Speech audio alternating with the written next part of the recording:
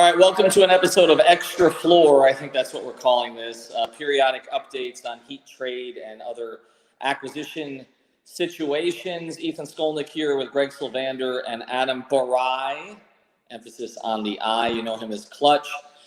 We are going to sort of take you through what's going on with James Harden. The three of us, for some reason, or at least two of us, plus Alex, were on a text string at 4:30 in the morning last night. I had to get up and pee, and all of a sudden I decided to check my text. So anyway, a little bit too much detail there, but we'll give you as much as we can to this point. And as you know, we've kind of been on top of this story from the beginning. Not everything is going to pan out. These situations are fluid. Last year, a little over a year and a half ago now, with Jimmy Butler, that thing nearly fell apart 25 times and basically took 15 hours to get a deal done. Let's get to the latest, though. The biggest thing here, and I'll go to Adam first, the biggest thing here is that the Miami Heat are still engaged in active discussions. That has not changed. The fact that Precious and KZ and some of the young players played well yesterday, Max Strus or whatever, doesn't change that. They still want to get James Harden. What I can tell you from my perspective on this, A, they're still in the mix here. B, there is buy-in from the Heat's best players on this. I know, Adam, you've reported that. I've confirmed that since. There is buy-in from the Heat's best players on making a move like this. And my understanding is that essentially if the Heat add some pieces onto the table, they can probably get something done. We'll get into what those pieces are. Adam, the latest from your perspective. So basically, I think right now, I don't think Precious, KZ, or Duncan are in any offer right now. And from what I understand, the Heat currently have the best offer. And the Rockets don't want to play these games with Daryl Morey. They already didn't want to deal with Daryl. And the fact that it's sort of like a push and tug with Daryl in regards to Ben Simmons doesn't really help their case. So the Heat are in a good spot. I don't want to say it's happening for sure, but hey, they're in a good position. They can add some pieces to make this deal go through. Personally, from what I can tell, I think they need to add 2 out of 3 between KZ, Precious, and Duncan to make this happen. All right, and so just to review before I go to Greg, here's who we believe is in the deal, okay? And Kendrick Nunn didn't play last night, and my understanding was some of that had to do with this. Kendrick Nunn is in the deal. Kelly Olynyk is in the deal. Andre Iguodala is in the deal. Tyler Hero is in the deal. First-round picks likely coming from Oklahoma City, or at least that situation. Is that the latest you've heard, Adam? Because that's the latest that I've heard. No. OKC would be involved in this. OKC to unprotect the picks. Okay, unprotect the picks. Okay, and then that OKC could potentially be the third team here. There are other possible third teams. We said repeatedly this does not have to be a 2-team trade, and my guess is it probably will not be a 2-team trade. Most of these trades are not 2-team trades. So essentially what it comes down to, again, is Nunn, Olynyk, and Iguodala to make the money work, and then essentially Houston would package them somewhere else potentially to get additional assets, package the last years of the deal. So they're not trying to keep Olynyk or Iguodala at the stage that they're in. They would be moving those players. And then, as I mentioned, obviously Tyler Hero is the centerpiece of the deal with Kendrick Nunn right behind it. And then again, it becomes which of the other pieces. Now you talk about, Greg, there's 2 shooters. You talk about Duncan Robinson and Tyler Hero, and there's 2 kind of athletic freaks, okay, with high upside in Precious and KZ, and we saw it from both of them last night. I actually think they could probably get this done with 1 and 1. Now, Adam is saying it may take a total of 3. I think it could be Hero and KZ or Precious, again, if Houston really doesn't want to deal with Daryl Morey. We're going to cycle back to Adam on some of the specifics of that and the Simmons situation, because you think that Morey kind of screwed himself with some of the stuff that got out there the other day. Greg, what do you have?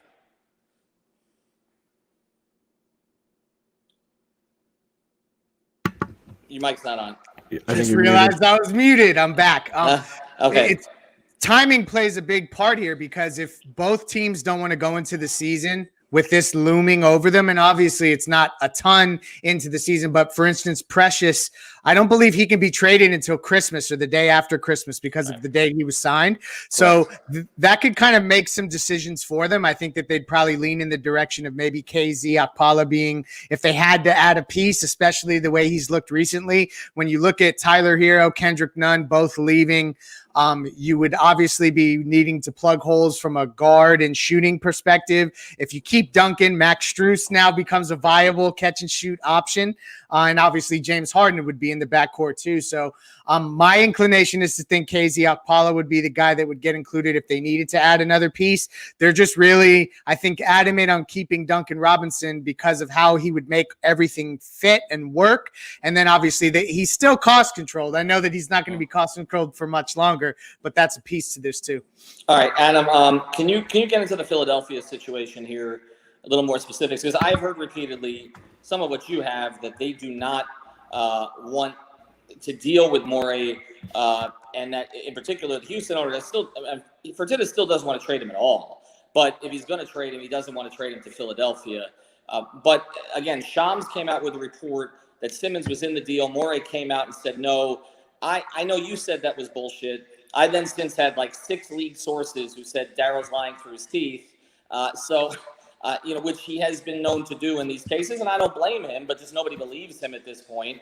And then, as we saw, they had to have a conversation. Doc Rivers had to have a conversation with Ben Simmons to kind of see where his head's at. You don't do that, as you said on our chat, unless he's been thrown into the deal in some way, or at least as part of this conversation. So where do things stand on the Philadelphia end? So the deals that I think that Simmons was a part of, I get the sense that Daryl Morey was trying to bring the entire Houston team that he ran to Philly and throw Tobias to a third team. That's the sense that I get. So basically a deal that 100% favors Philadelphia, which is the exact opposite of what of what Fertitta wants. And I just have some notes. So I know that the Rockets really want to get this deal done before opening night. They don't want to hold this over James Harden. They got the commitment that from James that he's going to be good, that he'll be focused, and that he's not going to cause any trouble. From Philly, there's a new wrinkle to this whole thing, and I get the sense that Ben Simmons isn't too thrilled with Daryl Morey, and that he's not 100% on board with Daryl. So there is a chance that Ben might be the one leaking this information about him being on the table, because I don't think he's 100% in on Daryl. He loves the team. He loves Doc. I don't think he's good with Daryl Morey. So does that change things? Yes, because it helps the Sixers and it hurts them in terms of leverage. So I don't know. It's such a sticky situation in Philly, but that's why I think the Heat are in best position, because they can just give the easiest deal, the straightforward deal that there wouldn't be any headaches involved. So it's really tough to really analyze where this is headed. Spoke to somebody who has a connection to a Heat player who basically said if the issue is KZ or Precious, this decision should take basically 5 seconds. And just as long as you're keeping Duncan, then you just do it. Do you have any hesitations, though, after, again, what we saw last night? We've been waiting for the KZ breakout, and then we kind of saw a KZ breakout last night. My whole issue with this, and again, we're not trying to make this opinion thing, because I know Adam and I are not going to agree, and that's fine, and we can do an entire different stream on this. This is more of an informational stream.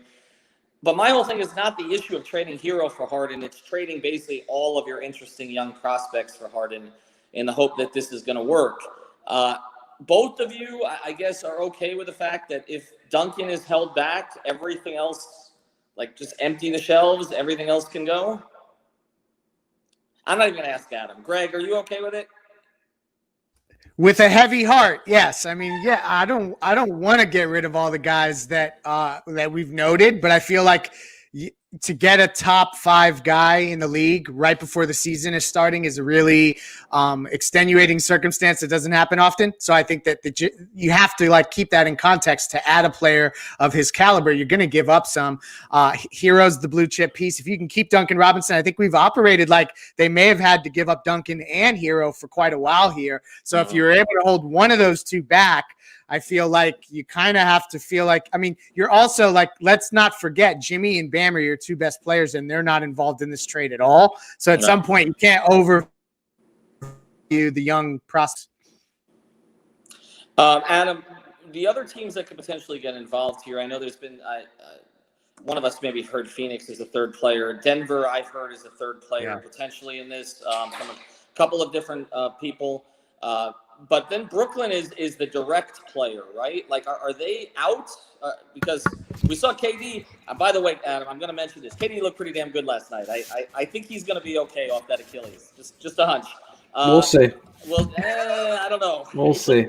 I mean, Kyrie's got the save. That shit clear. I want to see him 2 months into the season. Adam is digging his heels in here. Yeah, you're digging your heels in more on that than I'm digging my heels in on Harden. You're going to be wrong on that one. Okay, I might be wrong on Harden too, but I'm just saying you're going to be wrong on the Durant thing. He's going to be a top 5 player this year. But do you think that they still in this at all? I mean, do they have if the Heat don't raise their offer? Could an offer of last year Dinwiddie's contract, LeVert, Jared Allen, some of those other pieces be enticing enough? So from what I can tell, the Nuggets seem like the perfect surprise team to enter this conversation in terms of they could be a direct player for Harden or the third team. So I know that Atlanta and Denver are the 2 teams that Brooklyn would want to enter in this conversation. So basically Brooklyn would want to throw Jared Allen, Prince, LeVert, Dinwiddie picks to, I don't know, Denver, and hope that Denver reroutes MPJ, Bol, whatever, to Houston, and then James Harden would end up in Brooklyn. Same to Atlanta, same thing. Denver would be the perfect surprise team in this situation, but Brooklyn's not out. They're still looking for a third team. Okay.